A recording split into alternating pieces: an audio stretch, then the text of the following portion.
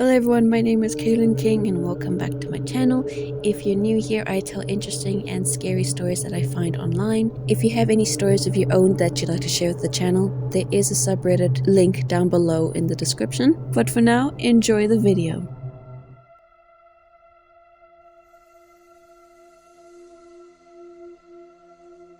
I grew up in the 90s in Minnesota.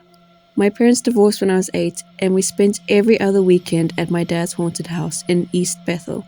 This house had every type of ghost you could think of: a shadow man in a trench coat and brimmed hat, another separate shadow figure that danced down the hallway, a man dressed to go fishing, a doppelganger of my father, 2 giggling little girl ghosts, and many other unseen entities. The dishwasher, radios, and lights would turn themselves on and off randomly.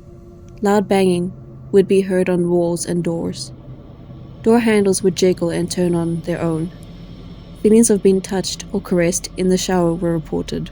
My father also had an incident where he felt someone crawl into bed with him in the middle of the night when he was the only one home. My uncle reported hearing 2 little girls giggling and singing in the basement one night while sleeping downstairs. Upon awakening the next morning, he discovered there were no kids in the house that night. Also, there was a salamander plague one night. The entire yard was covered in slimy, slithering salamanders. It only ever happened once. Not positive if that is paranormal, but it's certainly strange. One sunny Saturday morning, while visiting my dad, my brother and I were up early watching cartoons. I was 8 years old and my brother was 3. As we sat on the couch, we heard 3 knocking sounds on the wall, 5 to 6 feet behind us. Our heads quickly snapped back to look at the wall where the sound was coming from, but we saw nothing. My brother and I quickly turned to look at each other with frightened eyes. I, being the older sister, tried to be brave. I told him it was nothing. As we turned our attention back to the cartoons, my little 8-year-old brain is spinning. What if that banging noise we just heard wasn't just the pipes, as I had been told so many times? What if it was a ghost? I hate when the ghosts come around. Why isn't my dad around whenever this happens? All these thoughts swirl in my head when we hear it again. This time it is coming from somewhere in the kitchen, off to our left. It's not as loud as the first time, and the sound is different, like someone is knocking on the kitchen counter this time instead of the wall. We quickly strain our necks to peek inside the kitchen with lightning speed to catch whomever or whatever is making that noise. Again, there is nothing there. I take a deep breath. Once again, I pretended to be brave and tell my brother, "It's nothing, just ignore it." My heart is thumping in my chest and there are butterflies in my tummy as the familiar anxiety grows worse with each passing second. I tuck myself up on the couch in a ball, not wanting my legs to dangle off the edge. I no longer feel safe. Nothing is to be trusted. This time the sound is coming from the dining room. I can tell the noise is coming from the wooden dining table this time. I can see the entire table from where I am, sitting with ease, and there is nothing on the table that should be making that noise. No one except me and my brother are awake. There is no one in the dining room. There is no logical reason for this knocking noise that is moving around us. Just then I realized the knocking sounds have been moving in a big circle around us. If this invisible entity is to move any closer to us, the next logical place for it to be would be in the living room, where me and my brother are currently sitting. No sooner than that thought crossed my mind, it happened again. This time the noise was coming from the coffee table sitting less than 1 foot away from us. I instantly flip over the back of my couch in a reverse somersault-like motion and run at superhuman speed to my father's bedroom. In a panic, I completely left my 3-year-old brother behind to fend for himself. Luckily, he wasn't too far behind. We sneak into our father's room and quietly lay on the floor. Our dad would have been super pissed if we woke him up early on a Saturday morning, even for a ghost. In our commotion, we wake up our 6-year-old sister, who is sleeping on our dad's floor. Us 3 kids always slept on his floor together when we were visiting, so we quietly whispered what just happened out in the living room to our sister. As we are telling her the story, something catches our eye. We can see a black shadow under the small space between the bottom of the door and the plush carpet.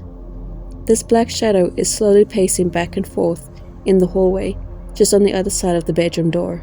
back and forth, back and forth, back and forth, like the shadows waiting for us. Unfortunately, I don't remember what happened after this point. Some of the rest of that memory has been lost with time. But I know for sure we didn't open that door. As an adult, I often wish I would have been brave and opened that door. What would have been waiting? Would the entity have entered the room intact? Would we have been completely shocked and confused to find the hallway empty? Would the grey shadow just keep pacing the hallway, oblivious to our frightened, curious eyes? I've done a lot of research on the home and property over the years, and can't find any evidence of a death or a tragedy that would account for so much paranormal activity. I've also reached out to previous and current owners to see if they had any strange experiences. The two families who lived there previously said that they never had any strange experiences. Neither did the family who lived there right after my family. The family currently living there did not respond to my questions, and in hindsight, I regret even asking them. It wasn't cool of me to even put that thought in their head.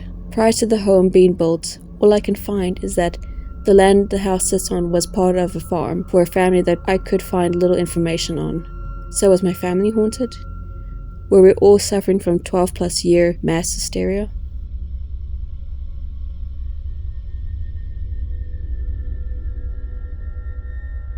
I don't remember it as I was young, so it's all just regurgitated from what my grandma has told me. When I was about 4, my grandparents moved out of their old house and moved into the house we live in now. They sold their old house quicker than expected, meaning they were on a time crunch to find a new house. They did the first showing of our house and everything was normal. They were interested and returned the next day for a second walkthrough and found a dead crow in the living room. The doors, windows, and chimney were all closed and locked, and they had no idea how the crow had gotten inside, let alone died. They looked past that and bought the house anyway. On our first day in the house, my grandma and I were going to sleep in the living room, and my grandpa was going to sleep with the dog in the master bedroom. At about 11 in the night, my grandma got up to go to the bathroom, and not long after, I followed her to tell her that there was a man in the living room that wanted to talk to her. Apparently, I said I had no idea who the man was. Again, I have no recollection of this. Obviously freaked out, she checked all the doors and the windows, which were all locked, and she had no clue how someone could have gotten in. The next morning, at about 4 a.m., the dog, who was locked in the master bedroom, woke my grandma and I up licking our faces. When my grandma asked my grandpa why he let the dog out of the room, he told her he hadn't been out of bed yet and had no idea how the dog got out. I also had a magnet that you had to push to light up. The only way it would light up is if you pushed it. My grandma came home from work one day to find the magnet lighting up on the fridge. She said she sat on the porch until my grandpa got home because she was too scared to go inside by herself. Over the next couple of weeks, strange things would happen, like the oven turning on and off, the TV turning on and off. We always smelled whiskey and cigars, despite no one smoking cigars in the house. And my grandma always had the sense that she was being watched. After they were completely settled in and everything was finalized, one day while my grandpa was doing yard work, a neighbor walked up and asked him, "Has weird stuff been happening around your house?" My grandpa responded, "Yes, how'd you know?" To which the neighbor replied, "The last owner died of alcohol poisoning in the master bedroom. The house was sold by the homeowner's mom, so she was never required to disclose that information. Sometimes we'll get hints of the ghost, but other than that, he is pretty quiet. If we talk about it, a door will open or something, but he's thankfully pretty friendly overall."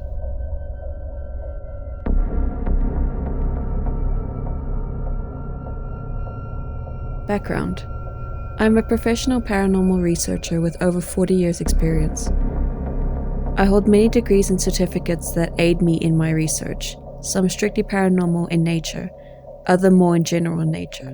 This is a true story of my personal experience being oppressed by a demon, how it felt, what I did to resolve it, and similarities to other cases that I have worked. This is written from a personal perspective, meaning that my personal beliefs, theories, and hypotheses are included. I am a non-denominational Christian, paranormal believer, pastoral counselor, and minister. These are my beliefs and only included to provide a basis for the ideas that I express here. the experience. I began to have trouble sleeping, emotional outbursts, severe mood swings, and feelings of impending doom. This went on for 2 weeks before I took any action, as I believed it to be related to the many health issues. I visited my doctor, who ordered blood work and related tests, which all turned out normal. At 6 weeks, I had exhausted all my personal resources to address this issue. I did not jump to a paranormal issue immediately, but I did attempt to intervene personally, using my spiritual beliefs and practices. This did provide some relief to varying degrees, but only lasted for short intervals, from a couple of hours to a few days. Eventually, I sought the help of another minister that I trust.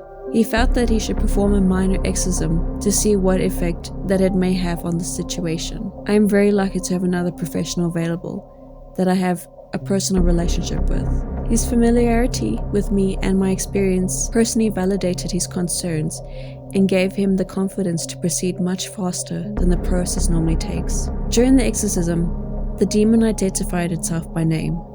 It stated that it was given authority to afflict me by God. It also stated that I had invited it because I was punishing myself.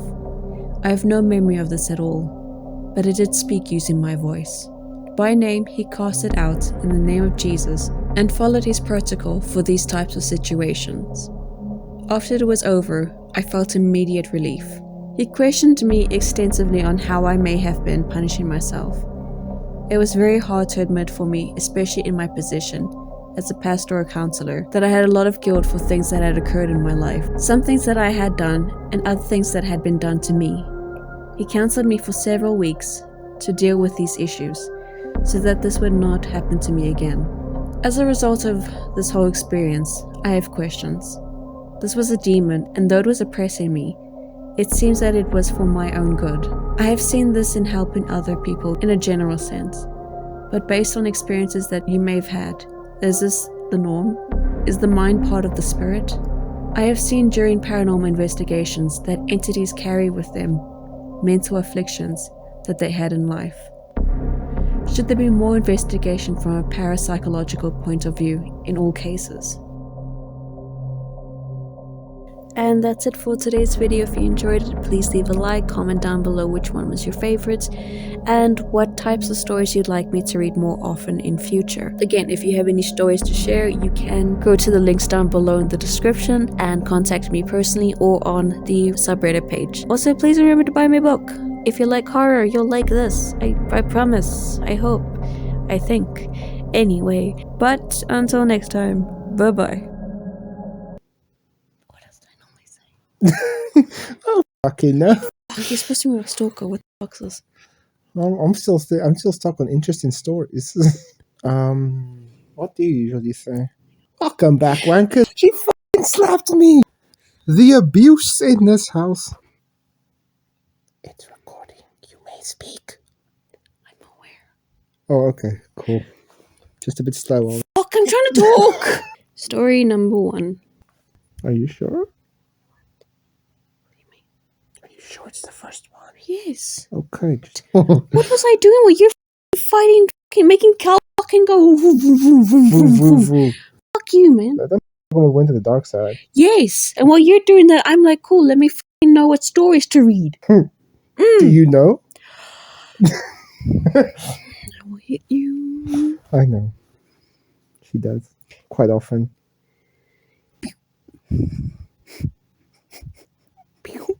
What was that? I was trying to say we. Because the next word is we.